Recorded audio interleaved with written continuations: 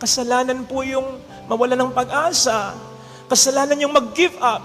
Kasalanan yung magpatalo ka na lang kahit po pwede ka namang lumaban. Hindi ka pa lumalaban, tinataas mo na ang kamay mo na parang sinasabi mo, suko ka na. Huwag kang susuko. Hindi ka pa umama, sumusuko ka na. Kasalanan na yun. Kasi ang pinakikinggan mo ay ang Diablo at hindi ang Panginoon. Hindi ang Panginoon na simula pa noong una sa banal na kasulatan hanggang ngayon ang pakilala sa atin at saan man, I am who am. Hindi I was, hindi I will, I am. Kasama mo ako ngayon.